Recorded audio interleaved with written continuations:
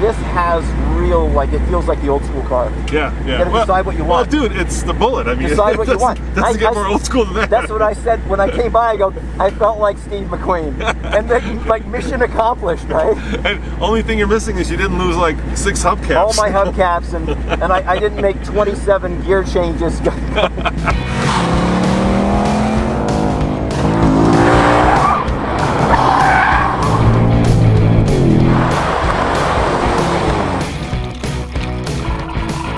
Hey guys, welcome to a classic TFL Hot or Not Mashup versus review. And today we've got two cars, Paul, that don't compete, but they're interesting. Yeah, it's kind of fun to do this, I think, because four-door sedan versus Bullitt Mustang. I mean, you know, imagine, what were we thinking? Imagine if you're at a stoplight, right? These two cars will pull up next to each other. So to prove which one's fast, we're going to do 3 different things. We're going to drag race them. Okay.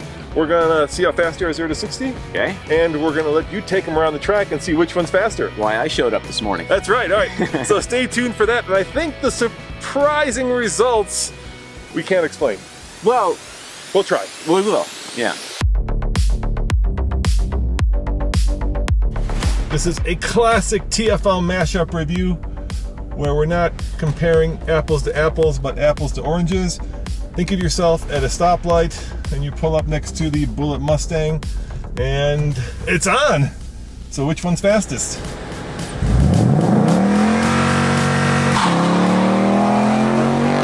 Oh, the Bullitt gets ahead of me.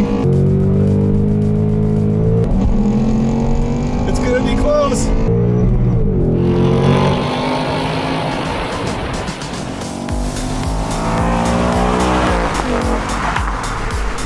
There's just too much turbo lag.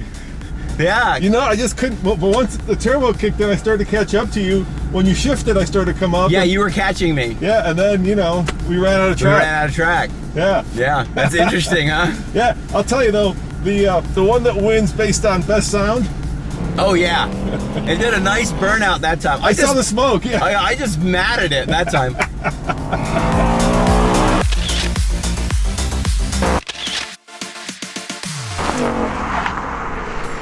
Now these two cars do have one thing in common, that is they cost about $50,000, but that's about it.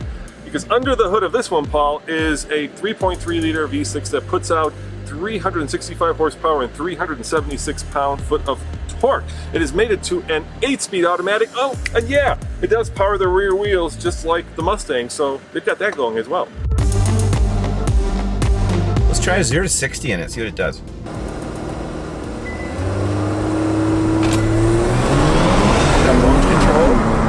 So that makes my life very easy.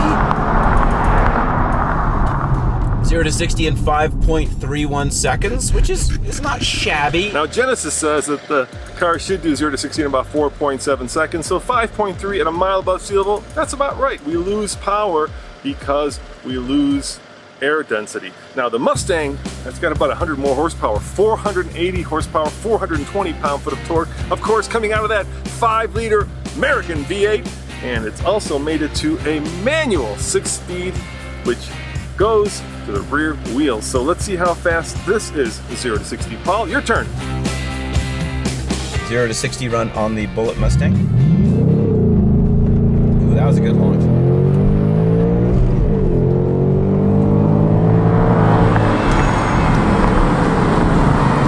5.85 seconds, good launch, just kind of light wheel spin, and I think that's pretty representative of what it's going to do here at 5,200 feet of sea level. The Hyundai, of course, has a 4-wheel independent suspension, as does the Mustang. You know, as you sort of switch gears here and start thinking about lap times with these vehicles.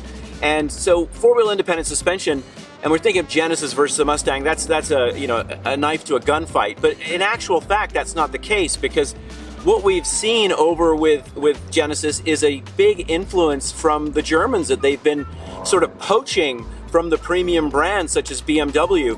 And so this car, while we're comparing it against Detroit Muscle, was actually designed to compete against, kind of hold your breath for a minute, bite your tongue, it's designed to compete against the likes of a BMW M3. So the suspension geometry, the weight distribution of this car, the center of gravity, all of those things that really matter when you start talking about lap time, this car's got in spades, and that's really interesting because we're going to put it up against, of course, a Mustang that's 700 pounds lighter and has more tire underneath it.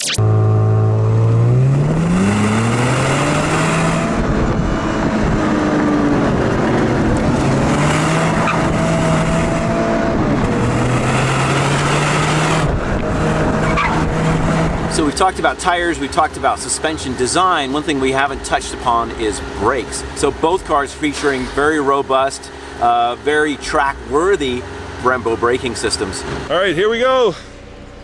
Let's see how bad or not so bad this car is. Think of it like a Kia Stinger.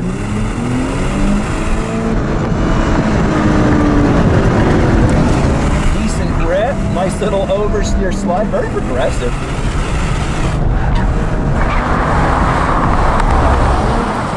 Got some big old Brembo brakes, minimum understeer, lighting the tires up. A little bit of a drift machine, evidently. I can usually tell how fast a car is going to be. I've been doing this long enough now, so you can kind of see how it's composed, how flat it is around turns, how hard it's braking, whether it's, you know, flopping around like a dead fish on the bottom of a fishing boat, or carving through the ice cold track waters like a shark hunting for its dinner. And this is very much shark-like. I'm very impressed.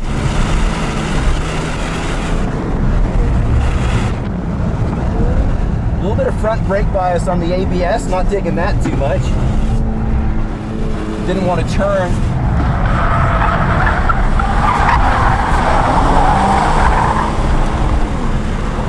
Very strange power band. Like, it feels almost like a diesel. It's got no top end to it at all. Once it gets going, it's okay, but it's just a laggy powertrain is how I would describe it.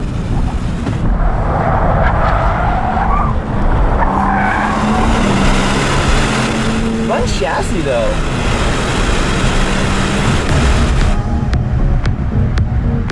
How'd I do, boss? Look at that. There we go. Yeah, almost into the 105s. That's good. I feel like, again, Kia Stinger-ish in the way it works. Yeah. And I really like the chassis. I'm not in love with the engine. It makes good power, but just its power band is a little bit funny. Yeah. In that it's sort of all jammed in the middle. There's not much bottom and there's not any top. The thing I'd point out that's maybe would be like an incredible statement to most folks is it's a lot better than that AMG 43 we just tested. I know. which is a bit mind-blowing. So you just out-German the Germans. Absolutely.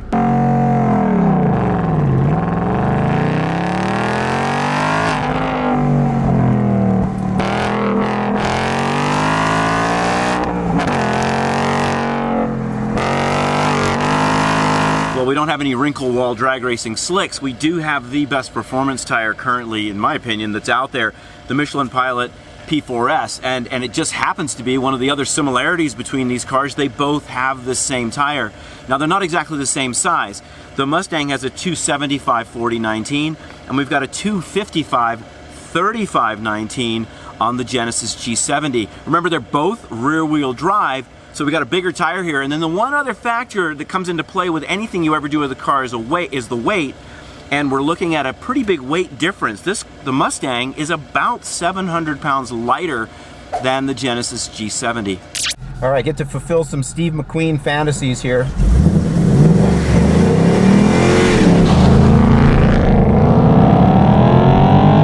Driving the Bullitt Mustang with 480 horsepower.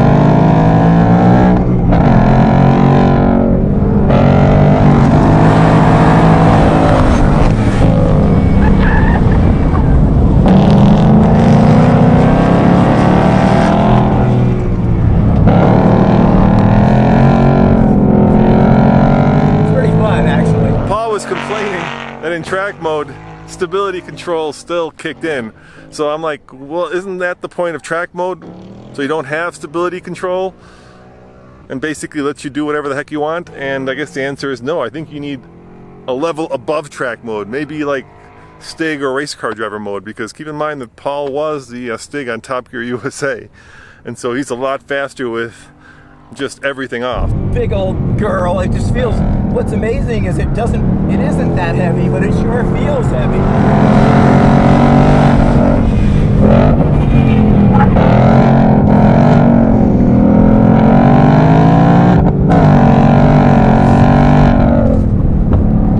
Doesn't like to turn very much.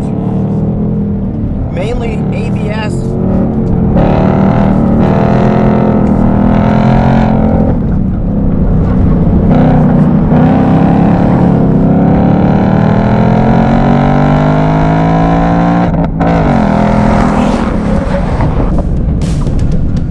Fun. Yeah, how'd it feel?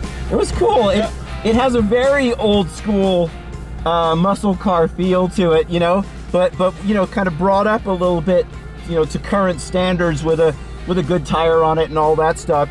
Everything's really good with the exception of the brakes. It just doesn't let you turn in a trail brake. It understeers if you try and trail brake with it because it's putting too much bias towards the front. I don't know. I mean, it felt pretty fun. I enjoyed it. You were a second faster. Oh, cool. Yeah, so, okay. You know, that's a lot of time on a small track like this. This doesn't feel like a Camaro. Like, they're completely different cars. The Camaro feels very much like an M3 Yeah. with no real muscle car roots. This has real, like, it feels like the old school car. Yeah. You gotta decide what you want. Dude, it's the Bullitt. I mean, Decide what you want. Doesn't get more old school than that. That's what I said when I came by. I go, I felt like Steve McQueen. And they, like, mission accomplished, right? And only thing you're missing is you didn't lose like 6 hubcaps. All my hubcaps, and I didn't make 27 gear changes as I accelerated. And there was no explosion at the end, Yeah, unfortunately. no one went into a gas station and a charger.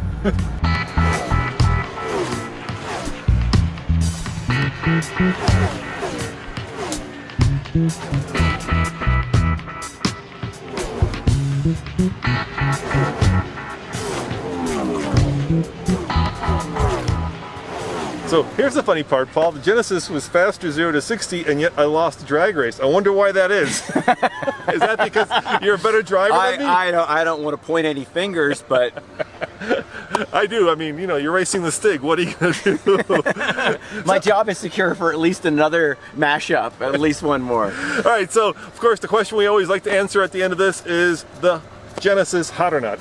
Yeah, and as always, these are difficult questions. It seems just black and white, hot or not. I'm going to say the Genesis is absolutely hot. I agree, it's hot. It's German-inspired, German-tuned. Yeah. And I think it just outdid the BMW. And how about the Mustang, Paul? Hot or not? The Mustang, to me, in its own way, is also hot. It was faster than the Genesis around the track.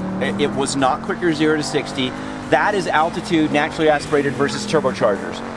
We know that. If you don't know that, just do a little bit of research. It makes a big difference when you get to altitude like we're at. And I felt like Steve McQueen. Look at me. I do not look like Steve McQueen. For me to have a moment in the sun feeling like Steve McQueen with that amazing exhaust note of that car, all the fun driving, 6-speed manual with a little like pool ball, white shift knob, it shifts great. I get to blip on my downshifts and do all that silly old guy stuff that I love to do. And that car was super fun around the track. All right, both are about 50K. Which would you buy? Okay, now you put me on the spot. Because I'm kind of thinking I'd probably buy the Genesis if it were just a street car. But if it were like my fun car, I would definitely go Mustang. You gotta pick one, man. You can't. All right, I'm gonna go Genesis. I'm gonna go Mustang. America got I started. like it. All right. All right. Thanks for watching. Come back next time for another episode of Hot or Not Mashup Edition. See you guys next time. Ciao. You know, Paul, what I find really telling is if you look at the condition of this Michelin on the Genesis, it's actually in really good shape, meaning that, you know, you didn't put a lot of like pressure on the front end. But if you go over to the Mustang, after only what, 3 laps basically, it's already starting to get pretty shredded. Yeah, and that's a dead tail, you know, dead giveaway about suspension geometry and its ability to keep the contact patch flat with the road surface.